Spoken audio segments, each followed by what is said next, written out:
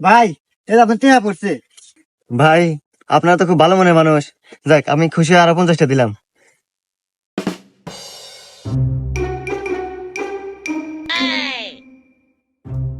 এ বন্ধু আজকে 100টা পড়ে রয়েছে।